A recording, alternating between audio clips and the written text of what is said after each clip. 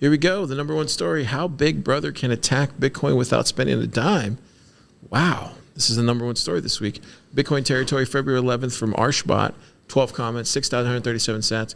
Keyan, what the heck is this? Yeah, this was a great post. I think it's written by, I think his name is Goshi. Is that the right? Oh, no. Harsha. I combined their name. Harsha Goli. By Arshbot is the NIM on Stacker.News, but they're the one that wrote this, and they just reshared it on Stacker.News. But basically, they aggregate all the relevant legal stuff that's going on at the state level in the United States as it relates to Bitcoin right now. So they go over the Samurai case. They go over and like how that's relevant maybe to people building in the space. They go over what's Magnolia? The original. They're building on Taproot assets. So he formerly worked at Lightning Labs. I think before that was at Fold doing Lightning stuff. But they are, I think, one of the first people building on Taproot assets. So he's obviously very interested in the legal landscape here. But he goes over the Ethereum mixer. What was it called? Tornado Cash. United States versus Storm, and basically how these cases, more or less depending on how they go, or if the existing cases already do, they kind of nullify our like operating understanding of the regulatory landscape in the United States, because it started off with if you're non-custodial, you're safe from being a money transmitter. If you're not doing currency exchange, you're safe from being a money transmitter. And then with these cases, it's kind of saying simply if you author Bitcoin software, even if you have no role in the person spending the money or hosting it for them or anything, you are a money transmitter, is what some of these cases would result in. So basically, the picture he's painting is that we are headed down a slope of regulation to the point where Bitcoin cannot be really used except for in a regulated KYC AML way. And so unless we fight somewhat of a legal battle, we get active legally, we're going to end up in a place where Bitcoin is not usable. And the kind of attack surface right now is companies in Bitcoin, because they're probably the most centralized entity. After that, it's developers, people who are, because there are fewer of them than the people that are consuming them, so they go after developers, the people who are publishing the open source software that people are using. And then, but probably by the time they just kind of make sure anyone running any kind of Bitcoin related anything is like legally in a straitjacket, by that point that they've already won. So he's kind of encouraging people to maybe admit the realities here and aim to do something about it, because it's no longer okay to just be non-custodial. It's now, that's just where the line of scrimmage is. That's where the war is currently, and it could move. And do you have a take on it, Austin, or do you want me to go first? You go first. Yeah, so I see a lot of problems with this piece. I'm not sure. Was it just this one person that made this? Yes, it is. This is Harsha, right? Yeah. Okay. Yeah, he's awesome. Yeah. I don't understand what he means here. Is it a he or a she? He. So he says, I'm a Lightning contributor. Most of my Bitcoin work is Lightning related or adjacent, but Lightning owns our servers. The servers are centralized. Regulators can't target them. Further, on-chain policy can effectively neuter Lightning. Having dirty funds and want to wash them with onion routing. In a Lightning regulated world, no exchange will want to accept them or direct channel.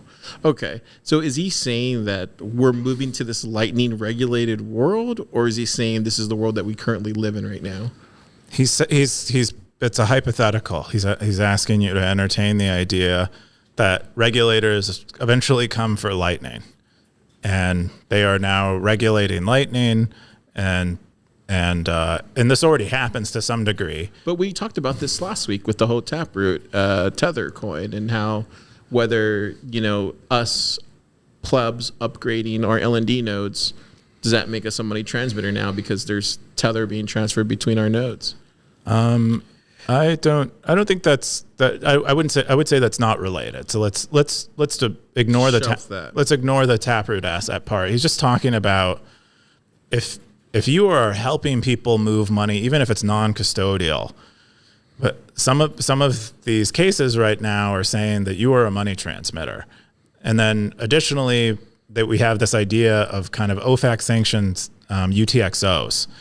And so you already can't send money from those to an exchange. They'll already reject it, or send out from an exchange to those addresses. That's kind of why those OFAC sanctioned lists exist. If you open a Lightning channel now with one of those OFAC sanctioned UTXOs, and you try to open it with an exchange, they'll probably won't accept that channel open either. And then and then we're at a different level now already, where I already know that some of the biggest Bitcoin node operators and entities in Bitcoin have literal legal contracts with their channel partners, like U.S. legal contracts with them. And they're only opening channels to the people with those legal contracts. So you're saying I can't pay you a Lightning invoice for dinner or something because we will both need a KYC, our non-custodial wallets. Is that what you're saying? No. I'm trying to understand what he's saying. Like he's saying that world doesn't exist right now, or is that it doesn't exist right now? He's just saying that this is kind of the way you can imagine it going. Is that so he's painting a future where they win? Yes, he's trying, and to some extent, some of this is already true. And he kind of lays out parts though. The legal parts he lays out. It's pretty simple. He has like a list of things that we assumed, given a ruling, I think that was like in 2016 or 2015 about from FinCEN about the nature of money transmission and people who need to be subject to AML stuff. And then he says, well, this case is being prosecuted right now, and basically it crosses off all those assumptions that we had. And then you have another one, and he crosses off even more, and you're kind of left with, you have to write your own Bitcoin software from scratch to use I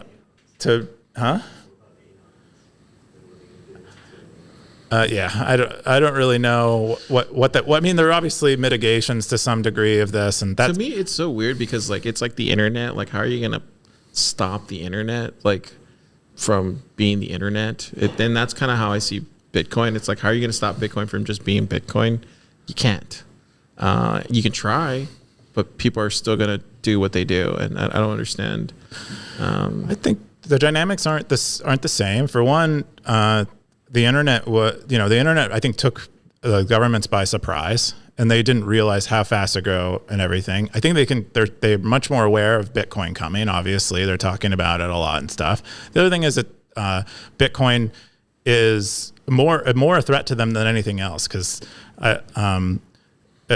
internet maybe challenged their stranglehold on information.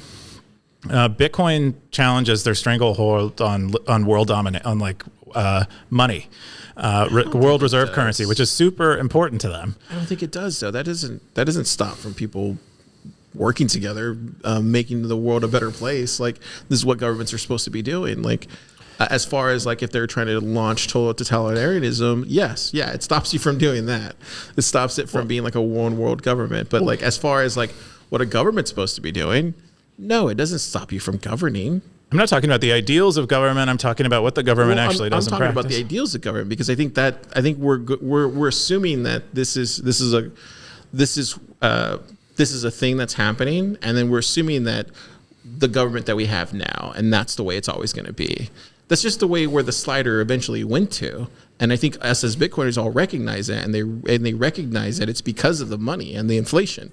So I think when you get it to that respect, it's like, this is not removing government from state. It's, if anything, it's removing just money from state. And I think that's the part that I don't think people are recognizing as a governing government is supposed to be doing what governments do and governing the entire population, but it's not supposed to be controlling where you go pray or controlling what you spend your money on. Like, do you understand what I'm trying to say? I definitely don't. I mean, I obviously don't disagree. I don't disagree with you. Yeah, so that's where I kind of just am like, we lost the plot. Like somewhere along the way. Well, Bitcoiners didn't lose the plot, but yes, I know. I'm saying governments lost the plot because Yeah. I don't think it's a total like us versus them mentality. It's like, no, this is where the future is going. Get on board with it. It's that simple. And I think the internet was the same way. They'll get on board with it, but I don't think it needs to happen where it's like us versus them. There is no us versus them. It's just us. I think it's, that's my opinion. I think that point is good. I just mostly was making a point of that. I think money is a bit different than the internet, and I think there are different things at play. The other aspect I was going to mention is that Bitcoin is a more stateful system than the internet is, and so it's going to always be less decentralized than the internet is because it has this high state requirement. Like running a node requires having a big hard disk, and so I think, and there isn't a whole lot of financial incentive for running it, so it's likely to be more centralized. So it makes the attack surface in some ways easier to breach. Austin, do you have any? Yeah, I mean, It's good. We want a robust network. A robust network of nodes helps mitigate this, but it's very possible that the battle could come to the doorstep of the node runner, right?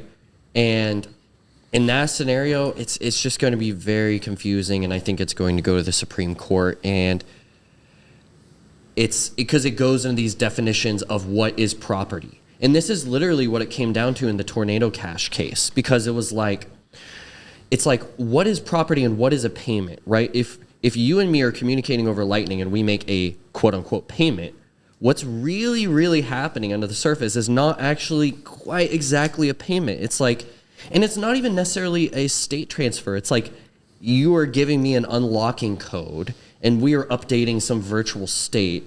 It's like, well, there's an underlying asset, I guess, that is Bitcoin, and that Bitcoin UTXO is sitting on someone's node, but it's not actually transferring, right? Mm-hmm. Technically. But then we get in all of these very specific, kind of dumb technical arguments and then really, really important philosophical arguments. From my understanding of the Tornado Cash case, though, it came down to, they basically said, like, the contract that Tornado Cash was, running on their servers and helping facilitate, that contract was not actually property, so therefore they were not actually transmitting money. I think it came down to something like that, like the definition of property. So it's like, definitionally, what are we actually working with and passing around on Lightning? And so I think legally that's where it's going to come down to, but pragmatically, I think what this piece is about is the fact that Lightning is hard. There's not great incentives to run nodes. To mitigate against attacks like these, we would want a large network of nodes. Mm-hmm. But to get a large network of nodes, we need big companies and good services to come trailblaze, and they are going to be the biggest targets, right? So maybe us plebs, we're not worried about these things or thinking about them, but as Keyan mentioned, with like the contracts that these people are already doing, these bigger entities, they're already thinking about it, right? Yep.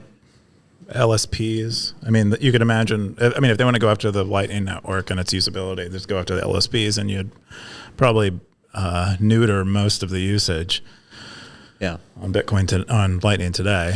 And there's not big Anon presence in Lightning as far as like big liquidity, big operations. Yep. Like the biggest one I can last remember of is zero fee routing. I think that's it right here. I mean, this is kind of where the world is going right here. It says inside this Bitcoin policy thing, it says uphold American rights to transact freely and privately, protect the right to engage in peer-to-peer transactions without third-party intermediaries.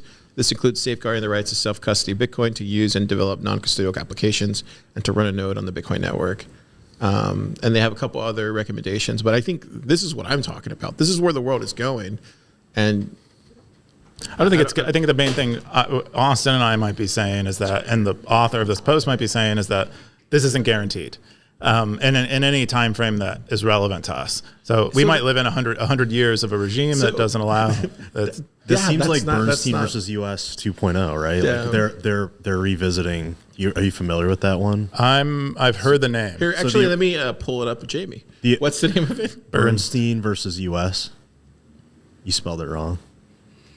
Bernstein Bears, like the Bernstein Bears. Yeah. So it used to be the Bernstein. Bernstein versus US. I guess that's like the original cypherpunk one that I think. I see what you're saying. They were trying to make PGP and SHA illegal. Oh, right. They were trying Yes, to make them export controls. Yep. And so I think the Ninth Circuit ruled that code is speech.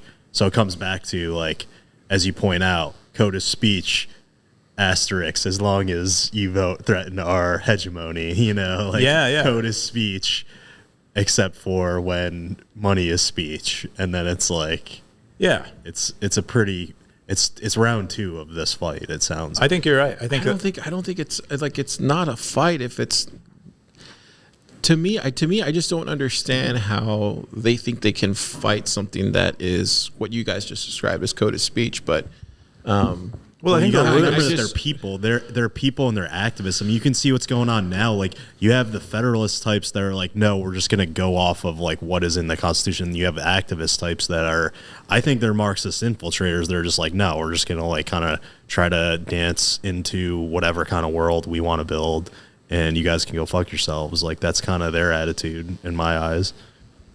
Interesting.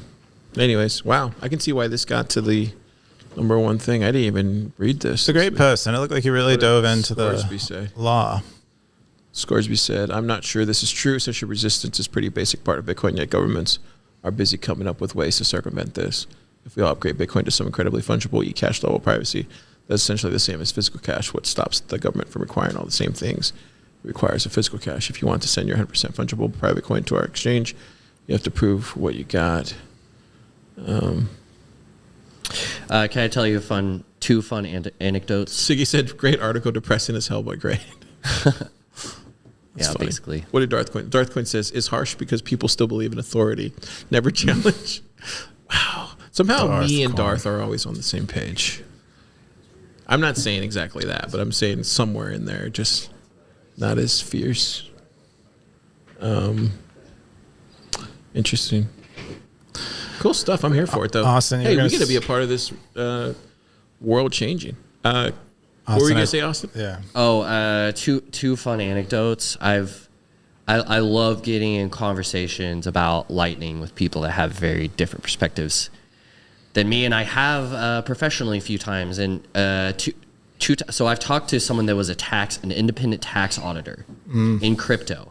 We talked for over an hour about how you would audit Lightning, and I was trying to blue team, or like red team, blue team, figure out how could you audit Lightning according to how they do it as independent third-party auditors. And, well, it's not possible. And that made me really bullish. I've also had conversations with a number of regulators and some of the past companies. And one of my last companies, I explained how Lightning works to like our compliance officer. And she was terrified. She couldn't believe it. And we already had a basic Lightning feature at the time. So she was like, wait, so you don't know the money that's being transferred, you don't know where it's coming from? I'm like, yeah, that's the best part. Oh my gosh. So it's, I guess all that to say, like, it's very sticky. Almost no one is thinking about this except for us Bitcoiners. And I think it's a good thing to have this sort of adversarial game planning. Yep. Yeah, absolutely. I think this is good conversation. And it's definitely worth talking about on Stacker.News.